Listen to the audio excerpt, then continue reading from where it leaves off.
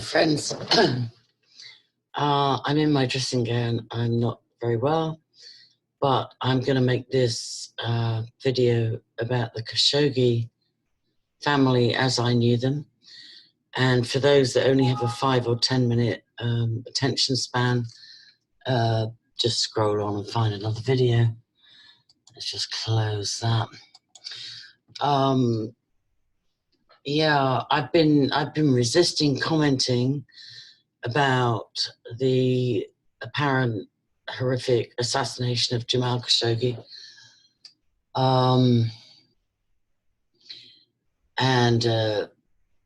I finally feel like I need to just say something from my own experience, which doesn't necessarily cast light on the truth. I did not know Jamal Khashoggi per se. I worked for one of the nephews of Adnan Khashoggi, the richest arms dealer in the world.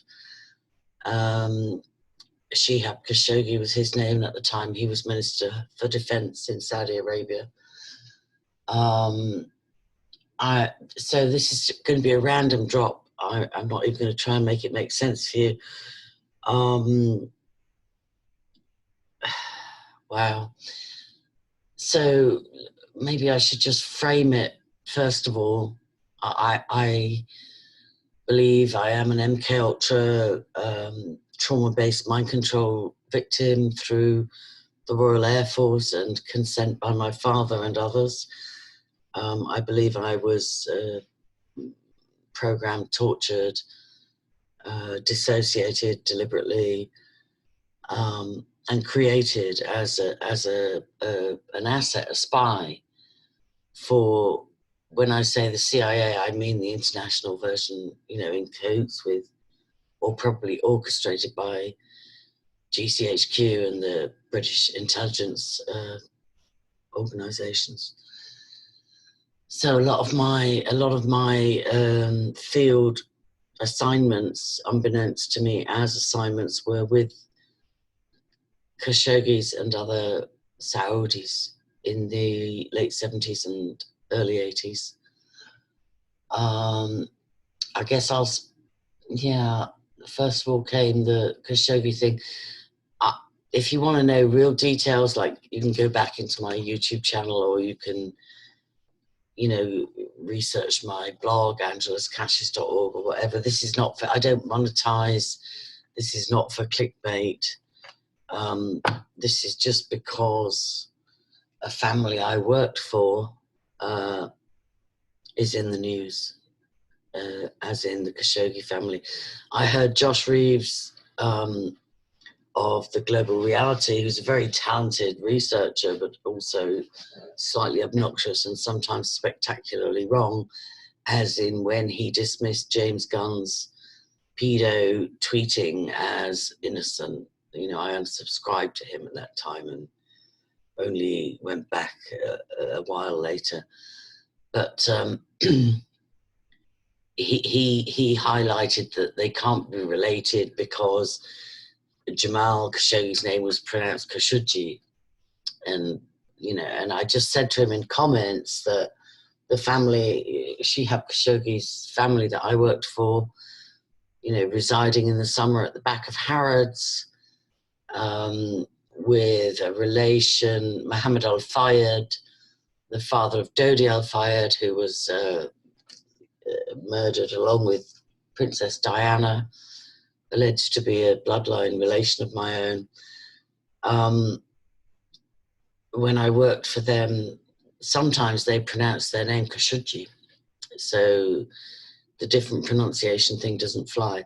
So the thing that hit my heart and got me down to record, despite not being very well, was my memory of the 3 children, I believe, that I was governess to. I worked, or I was placed unwittingly, with what later turned out to be a CIA-funded money laundering crooked bank, BCCI, Bank of Credit and Commerce International. So I worked there for just a little bit under 3 years, and then when I went to university from there as a mature student, I still used to go back to the bank for a summer job, Christmas job, Easter job. I kind of paid my way through university along with getting a mature student grant. And one of the furloughs I got, one of the outsourced jobs I got, was as a governess to the children of the Minister for Defense of Saudi Arabia at that time, Shihab Khashoggi. And I've shared a little bit about this in the past. The son was called Muhammad, who was about 12 at the time. I would have been about 10 years older as all, so he'd be about 50 at this time. I pray he's still alive. And then he had a younger sister. I'm so embarrassed to say I can't remember her name, but I was very fond of her. And I think there was a younger child as well. This is a long time ago, and I'm a survivor of, DID and monarch programming and all the rest of it. So, forgive me if I don't remember those details. But what I wanted to say was that it's too difficult to just demonize certain peoples, certain families, certain religions, certain races, certain cultures. It's not as simple as that. So, for instance, with Muhammad, the 12-year-old boy of my 3 charges, he really went toe to toe with me. I was very innocent and, no awareness of really the Saudi culture other than that which I'd experienced in the bank.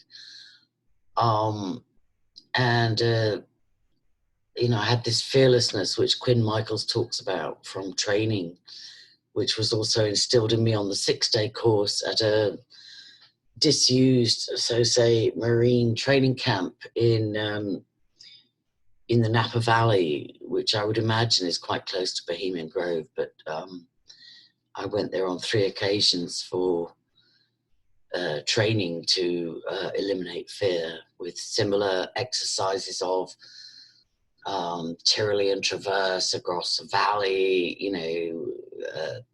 zip line jumping, serious, not recreational, abseiling, hiking and running through mountains, avoiding snakes and poison oak, poison ivy, and military type boot camp, which was designed, amongst other things, to eliminate fear. I've also mentioned before that Sue Peters-Hawke, the daughter of the Australian previous Prime Minister, alleged to be one of Fiona Barnett's abusers. One of his, in fact, I think it was 2 of his children were on the same course I did one of those times. Sue Peters-Hawke and I believe her brother. And, the confidentiality clause was going through the roof. This was under Werner Erhard, aka Jack Rosenberg, connected with Satanism, CIA, and Esalen Institute. I refer you to Kennedy and Quinn Michaels' research, and I'll do a more in depth. But the thing with, I just want to bring it back to humanity, which is my experience of those children. Now, Muhammad, as the oldest of the 3, really tried to push the boundaries with me. I think prior to my being hired and trebling or quadrupling the wage that previous nannies had been paid, I think they'd been through 8 or 12 governesses, nannies, and they'd all been summarily fired. And so I came in and asked, what had they been earning and what was the problem? And I almost quadrupled the salary demand because I didn't care, I knew I was good at what I did, and I wasn't attached to whether or not I got the job. But I got the job, and I got the quadrupled, trebled plus salary. And then the 12-year-old Muhammad al-Khashoggi, or Khashoggi, or Khashoggi, sometimes pronounced, he would say to me things like, do not say no to me. I will tell my father and he will fire you. And I just used to laugh. I just used to say, okay, go ahead. I don't mind if your daddy fires me, but I'm telling you, when I say no, you know, it's important. And I talked about previously where there was a very vivid demonstration of that for him, where I said, stop, you know, just out the front of Harrods. He was going to dart across the road, and I said, stop. And he didn't listen to me, and he stepped out in front of a motorbike. Now, I grabbed him and pulled him back, and his injuries were minimal, but I think it was a life lesson for him in, I'm really on your side. If I'm drawing boundaries for you, I'm kind of trying to show you as an adult. I was only 10 years older than he, 12, I was about 22. Yeah, I'm trying to show you as an adult, there are dangers out there, and sometimes you need boundaries for safety. So I remember his granny, who I believe was the sister of the then king, and this is something I have to give kudos to that family for, is that, you know, in some paradigms, if I'd grabbed a young Saudi prince, you know, billionaire's son, and yanked him back off the road and disciplined him, if you go with stereotypes, you could say, well, you know, she would have been disappeared, beheaded, you know, whatever. And there was this beautiful interaction where they were kind of shocked at my Irish, Anglo-Irish discipline of their 3 children, and yet at the same time they wanted to understand how come the kids were so happy with me, how come they were learning English at an accelerated level, how come they were starting to get on better with each other, you know, they just, so the granny took me aside and said, no children. And I tried to explain to her, so okay, but I need the children to know that, you know, for safety and so on. So we met halfway, and there was no chopping off of my head or so on. There was also the thing of, in some sort of cultural way, some very wealthy Muslim children, especially boys, might not be disciplined at all until the age of 12 in order to teach them to be an alpha male or to be powerful, or, you know, there's a similar thing where you're not supposed to gel, sorry to make analogies with horse breeding, but that's just the background, horse and dog breeding, and sadly ties in with the Pavlovian thing, but trust me, humans and animals are not the same.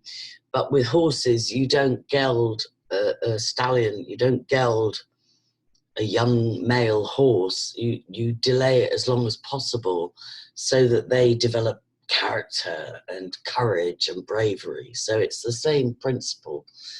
But with Muhammad, you know, he would try and dominate his sister and the younger one, you know, and want to go to amusement arcades up at Piccadilly Circus, or just sort of mindless.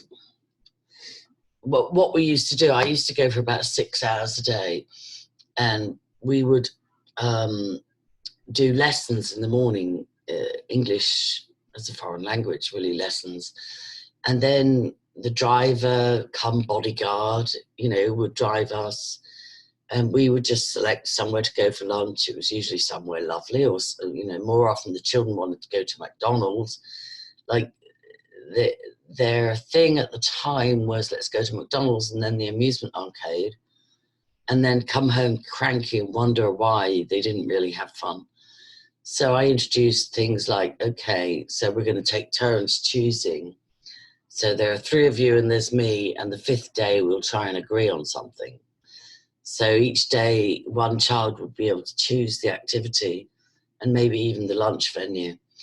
And then I'd get a day at choosing, which would normally be horse riding in Hyde Park and lunch in, there was a fabulous little place next to the Dorchester on Park Lane where you could just get the most beautiful steak and broccoli and béarnaise sauce, asparagus. It was just exquisite, fries, and they busted me once for having a gin and tonic on a working lunch. They went and told, I got in trouble for that one, and that was a fair cop. But we would do things like go ice skating in Bayswater, Queens, whatever it was. We'd go swimming at the Elephant and Castle. Like the chauffeur had never seen London in any such way until I started getting creative with what shall we do for activities. And so we'd do English as a foreign language in the morning, we'd go for lunch, then we'd go for an activity, and then come home and debrief, and off I'd go and come back the next day.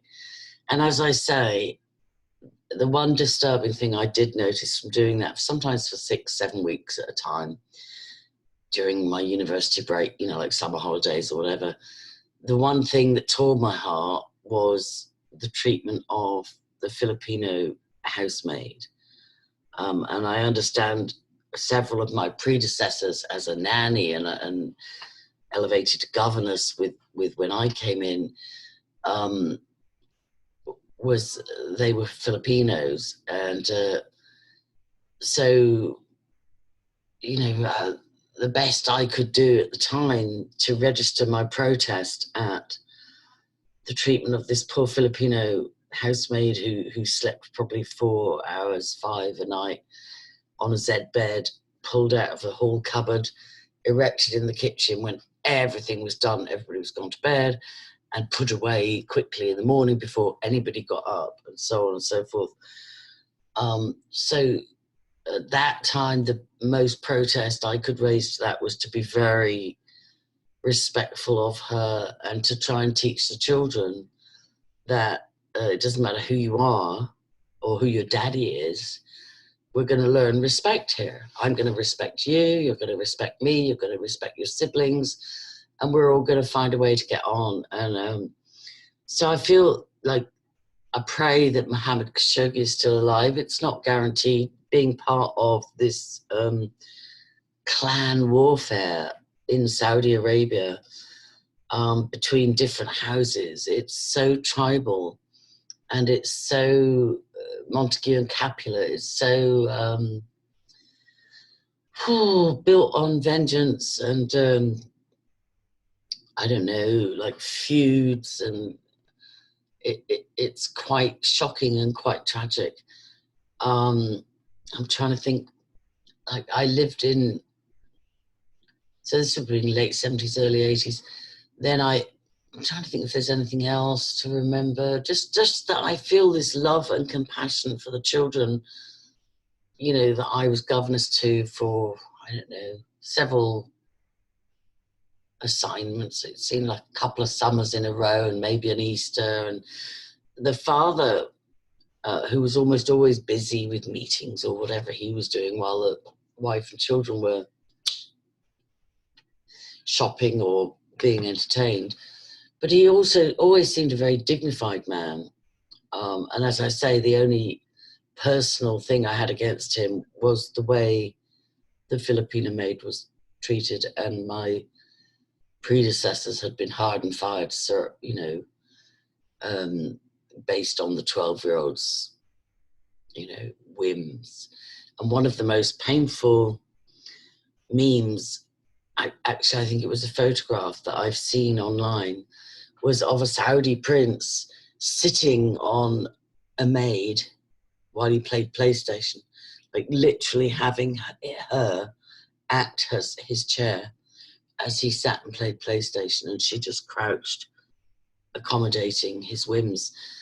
And so the thing that sticks with me is that whether it was through fearlessness programmed into me or naivete or courage, I don't know, but I was not bred to be a slave or even a servant other than in a godly way. So I just wouldn't have that kind of disrespect. And the father took me aside on one of the, I didn't speak to him very often. I think he used to give the money to his wife to pay me. I can't remember, weekly. And like I said, it was the granny took me aside and said, "Oh, please don't spank the children." And then I explained to her about the motorbike and the near fatal, or very disastrous incident, and so on. Culture stretch. But the father took me aside one time and said, "I would like to finance you in setting up a summer school for children, for Arab children coming to London each year, and maybe, Christmas. Well, not that they celebrate Christmas, but maybe more than just the summer holidays." He said, "I would like you to find a 20-acre property in Surrey or something like that, and set up a summer school for the children, and I would be happy to finance it." And at the time, I was, I don't know, 20, 21, and I just said, "Oh, well, that's very lovely, but thanks, but no thanks." So I just felt too young to go and start being the headmistress of a summer school for Arab billionaires' children. Although, it could very easily have been done. And we could have had stables, and we could have had outings, and like, when money's no object, it's very easy to set up summer schools for children. But I declined at that time. There were other, like, as the fruit started to show with the children of Shihab Khashoggi, the 3 children that I governessed for, other members of their family asked me, "Can you find us a governess? We'll happily pay the same wage," and da-da-da. And they included Al-Khareji family. And I had my sister step up as a nanny for them. And she actually bought, I think she had 2 boys as her charge. And I think at least one of them came to Ireland, came to Oldcastle on a holiday with her, which again was huge, because these Saudi billionaires, their children could be targeted. I used to be aware, particularly when it would be Mohammed's day to choose what our activity was, and he would choose, the arcade near Piccadilly. I used to be very aware, I used to pray, I used to be very aware that these children could be kidnap targets. And I kind of cared for them. I would be devastated if any of my charges got kidnapped in my care. So the other sad thing about that time was, as the children kind of broadened their, they used to talk about, "Daddy's going to fly Michael Jackson over for us," and at the time I thought that was amazing. But with hindsight, I think, oh, dear me, was Michael Jackson going to be flown over as an MKUltra slave, and what would be his other duties other than performing for these billionaire children? The other sad thing, so they broadened their horizons, and they loved ice skating, they loved horse riding, they loved Elephant and Castle, swimming with the wave machine and all the rest of it.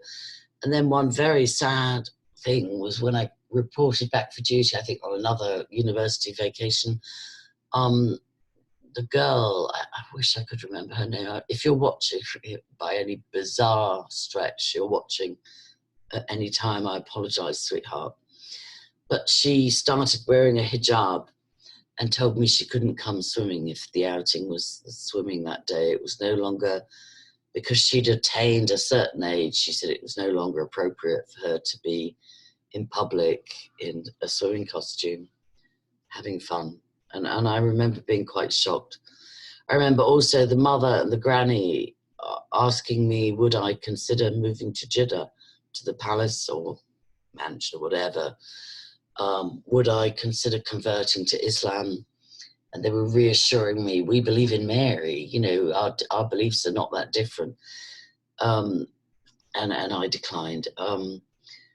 I'd been raised Catholic, and they found a lot of empathy between the sort of Irishness in me and the directness and the courage and I don't know what it was, but there was something culturally where Arabs and Irish can get certain aspects of each other's character. They were hugely disappointed in me. I think my summer job spot with them came to a discreet end when I quote unquote, accidentally, well, I don't know what word to use. I got pregnant outside of marriage to a Lebanese guy who I, with hindsight, suspect was heavily involved with, you can either call it intelligence services or terrorism, whichever side of the fence you look at it from. And I understand that they couldn't then hold me up as an authority figure, as a governess for their children when I had a big belly and was not married. I actually lost that child at 5 months pregnant, but we kind of, parted ways, and I didn't fight back too much. So they extended it to the family. We had the Al-Khawarizmi family, we had the Sarafis, we had several branches of the Saudi family. The word spread. There's this Anglo-Irish girl, she organizes governesses, the children's behavior changes, and it's a great, what would you call it? It's a great commodity in London, So I had about, I think at one time, probably 7 governesses, all farmed out to different branches of the Saudi families. So with regard to Jamal Khashoggi, I think it's too simplistic to portray him, as the mainstream media is trying to do, as a USA journalist, brutally assassinated by a hit team in a Saudi embassy. Now, as a Khashoggi, I think if you research, you'll find he was he's first of all, his family or his background is worth millions, if not billions. Secondly, the Washington Post is hardly any recommendation, having people like John Podesta write for them, and ex-BBC cover-up Mark Thompson, editing, shipped out there after the Jimmy Savile scandal in the BBC in the UK. So, I wouldn't trust their narrative. Khashoggi, I didn't know him personally. I knew a lot of the family personally, either from working for the, Shihab Khashoggi's family or organising governesses for the other branches and so on and so forth. I don't know Jamal Khashoggi, although he's probably a year in difference in age to me. He would be a cousin of Dodi if the assertions are correct. But he's from a very, very, very wealthy and influential family.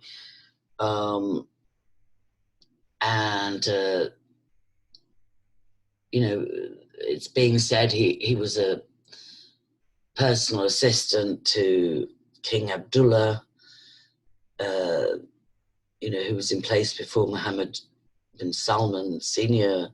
became king, and then dissed his nephew, who was supposed to be next in line, in favour of his son, who's the crown prince at the moment, Mohammed bin Salman.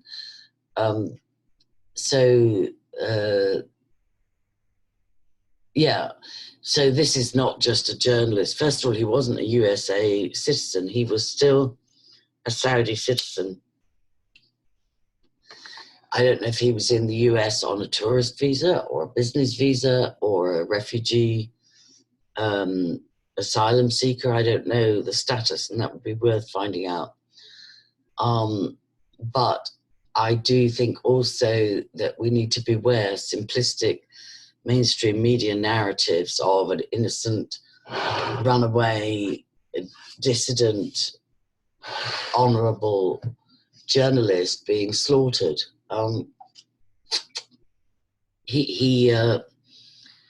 It doesn't make sense for him to go into the Saudi embassy, which becomes Saudi soil and jurisdiction. It doesn't make sense for him to have gone in there in Turkey simply to get a divorce to be able to marry his mistress. It also doesn't make sense that he was in there for 6 or 7 hours. It also does make sense to examine the metadata and see if there's any credibility to the theory that he was trying to mount a coup, a kind of fight back against Mohammed bin Salman for the purge that he executed a few months ago. Certainly Walid bin Talal, who owned half of Twitter and co-owned the upper floors of the hotel in Las Vegas where the massacre took place. He's connected to him. He's connected to Saudi intelligence services. I am truly sorry if his death was a beheading or a live execution. I don't have a stomach. I don't have a stomach for that kind of violence, you know. And even in the Western world, we talk about, you know, or a lot of victims of pedophilia and satanic ritual abuse talk about, you know, hanging perpetrators and castrating them and so on. And though that may be deserved, it makes me squeamish. So I'm very sorry for the mistress who allegedly was waiting for the papers to become married, if that's even the case. Because my understanding, I think, of Islam, I had a present when I was working at BCCI. I had an Egyptian secretary, very lovely girl, and she gave me a beautiful Quran for a present one year, and I read some of it, not much. I read a lot of Khalil Gibran poetry, but I would listen. I just didn't want to be a Muslim myself. But I can't remember where I was going with that thought. But anyway, there's plenty of other stories of those almost 3 years I spent in London, and a bit more, because as I went off to university in Warwickshire, I still had an apartment in the Water Gardens in W2, and I would come back like I said, I would come back every holiday to work with using the contacts that I had made in my time with BCCI. So there are many other dramatic stories, and some, you know, there's the story, and you find these if you go through my work, but there's the story of being used to bribe Olajide, the foreign minister of Nigeria at that time, because BCCI, after Bank of America, wanted into Nigeria to rape and pillage, as I later found out. So Olajide was very lavishly hosted by BCCI, and you know, one of my remits was to go out and purchase a property, get it refurbished, get it furnished, rent it out, and put the money in a Swiss bank account and say no more, you know. So there's also stories of, you know, for instance, when I would take a lot of the Saudi women, particularly those in full burqa, were very shy in public, but they came to know they could trust me. This was more, you know, during my time actually working in the client services department of the Knightsbridge branch of BCCI. And basically that client services department was 19 people, multinational. We had Lebanese, we had French, we had myself, Anglo-Irish, we had British, we had Pakistani, we had every national, we had, I think it was 19 people, 11 languages in that. And that unit was an elite unit for customer service for the top 100 clients of BCCI, which would pretty much be all millionaires and billionaires. And so anything from exporting racehorses to finding education for their children to property rentals, whatever it might be. So it's hard to, like I said, this is, if you're somebody for a short, to the point, you know, scroll on, this isn't your video, this is me trying to put things in sequential nature. And I suppose my point as well is it's so easy to demonize, like it's all the Jesuits, it's all the Vatican, it's all the Jews, it's all the Zionists, it's all the Muslims, it's all the, you know, it's so easy to demonize people groups. And yet I loved those children for whom I was a governess. I was so fond of them, and I went through, you know, it would make me so proud when they would work past the brother bullying the sister just because he was the firstborn and allow, you know, he could do that. And then learning that, oh yeah, she can choose one day. And then like, I used to teach some concepts like, because as very wealthy, spoiled children, they would have things like, well, I'm bored and I hate this and I'm not having a good time. I'm not going to tell my parents I didn't have a good time today. And I taught them the concept of you can have a good time because you choose to, you know, because they really thought they were having a good time going to McDonald's and going to the gaming arcade and firing a nanny and being brats. And when they actually learned experientially how fun it was to kind of conquer fear and get excited and cooperate with each other and with me, it was precious. It's always a privilege to be able to intervene or have, you know, I'm sure teachers feel this. I wasn't a teacher, I was just a governess, you know, but it's always a privilege when you see that impact. And so I would just, you know, I dealt with a lot of Saudi princes, and one I went to bed with. There's a video on one of my channels about that. You know, but for the most part, I felt safe.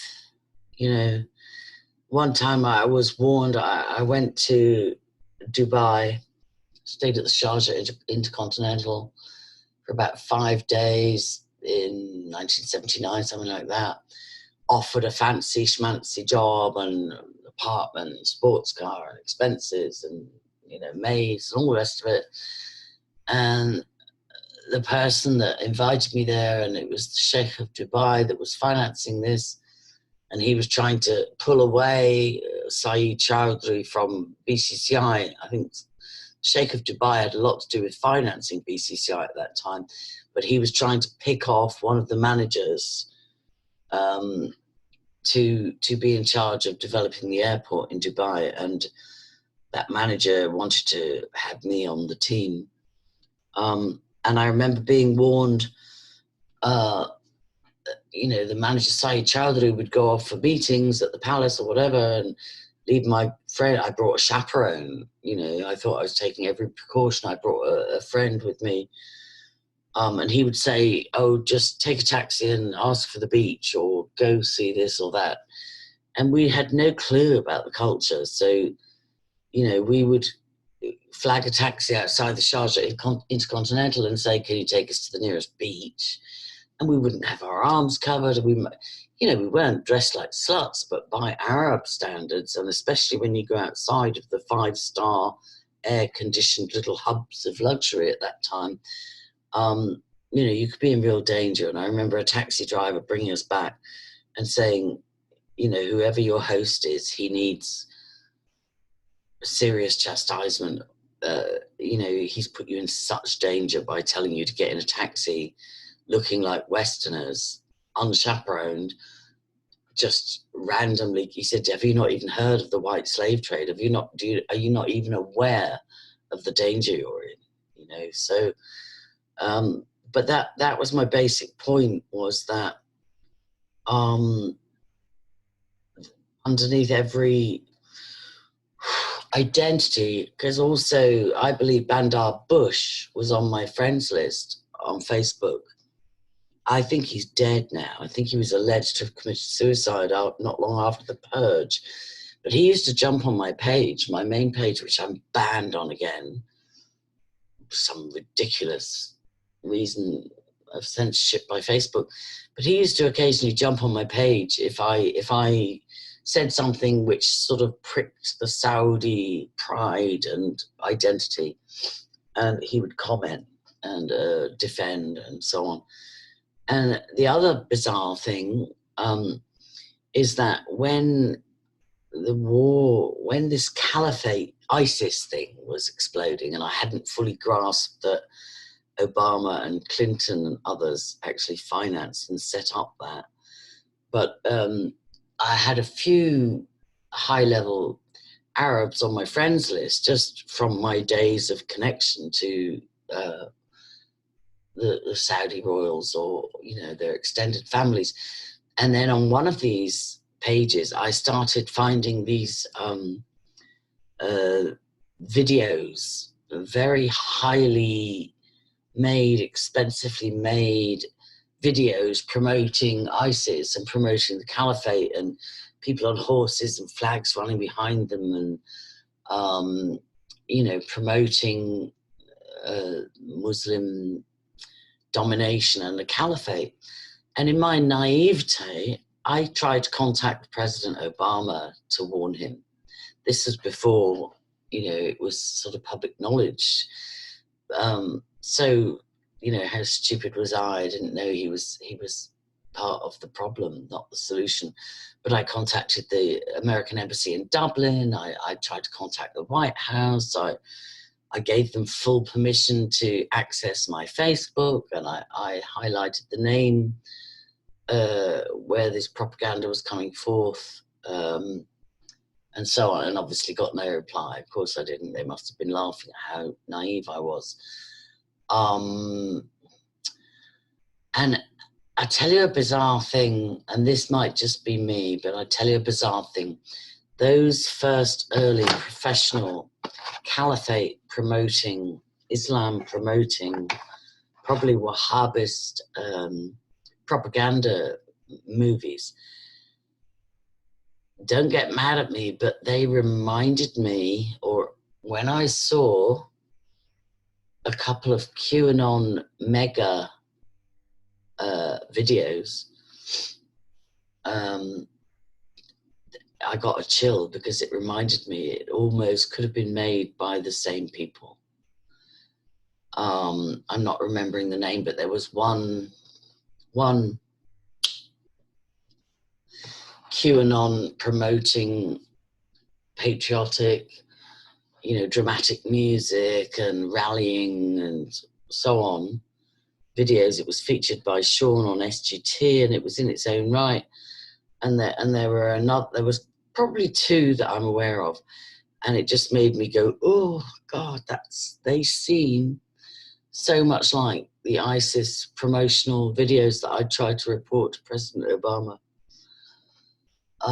Just in tone and quality and presentation, just promoting a different narrative. So I'll just put that out there.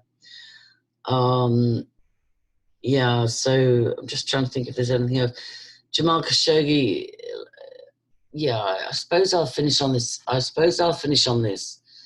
It annoys me very much when the British establishment, lately in the guise of Theresa May, reminds me of Margaret Thatcher, when they get all uppity and on their high horse, expelling Russians in the light of the Skripal Novichok scandal, which is more likely to have come from Portendown or America than Russia, or when they get all up on their high horse about, we all need to cast away the Saudis in light of this terrible thing that's happened to a US journalist. That's far too simplistic. And I would also say, it says, let England tell the truth and reveal everything about Princess Diana's death, along with Dodi Al-Fayed, who would have been a cousin to Jamal Khashoggi. Let England declassify everything to do with Diana's death, and let America declassify fully at 9/11, which clearly will reveal Saudi participation and Israeli participation, and Bush engineered, and UK implication in 9/11. So I guess my message is just, let's not take a simplistic, generalized view, and let's not buy into narratives that present those things. And just like with Tommy Robinson, although, you know, I hadn't really, he wasn't really on my radar until a few months ago, and his past is checkered by all, you know, to all intents and purposes, and being funded by Alex Jones is not a great recommendation, sadly. So blah, blah, blah. But in this day, in this time, the guy's making sense to me, and he's speaking up for Melanie Shaw and other victims. So that's an example of not being simplistic, like, oh, I can't support Tommy Robinson because he was found a member of the EDL, and, you know, he's a Zionist, and, you know, he's funded by Alex Jones, blah, blah, blah, he's an asset. It's like, okay, by their fruits you shall know them, and by his fruits at the moment, he's inspiring. And similarly, I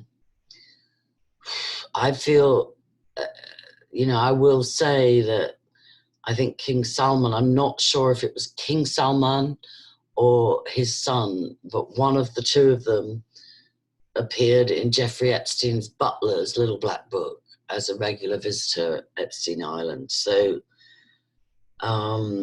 there's that, you know. And I think we just need to fine-tune our discernment as those who are committing evil versus those who oppose that, especially against children. I pray for President Trump, for Crown Prince Mohammed bin Salman. I pray for the widow of Jamal Khashoggi. I pray for the children to whom I was governess of the Khashoggi family, and all those that, you know, for whom I found governesses, the Al-Qurayshis, the Sarafis, I don't remember them all. And I pray for human beings to just elevate in discernment, and I pray that those who feel trapped in a cycle of evil would have the courage to break free and know that short-term protection in this tiny window of a life pale into comparison compared to eternity with Yeshua and judgment, which comes to everybody. Even if judgment is avoided in this little window of existence called, you know, human life, judgment certainly comes to us all. So, you know, I just pray for people to get an eternal perspective and avoid, you just see, to have compassion on other human beings. And I'm not endorsing at all if Jamal Khashoggi was brutally, you know, beheaded alive and carved up. You know, who knows? Who knows? In this day of spin and counterspin, who knows? Only God fully and truly. Although in this day of surveillance, there will be records of metadata. If he was trying to rally up a coup against Crown Prince Mohammed bin Salman, there'll be record of that. You know, in the NSA or GCHQ or somebody will have record of any transfers of millions of pounds or dollars. You know, everything will be on record. So there's no excuse really for not getting to the truth of things. There was one other thing floated into my head, floated out. That'll do for now. That's just my take on the Middle East, Montague and Capulet out of control, warring between cousins and brothers and uncles and factions, and it's sad. It's very sad. It's very tribal. It's very sad. And I just pray that one by one consciences will be awoken, and people will become aware of eternal life and Yeshua, not the Mahdi, Yeshua, who already was born and was crucified and was raised from the dead and is coming back. Just God bless everybody. AngelasCashes.org, no apostrophe, CACHES.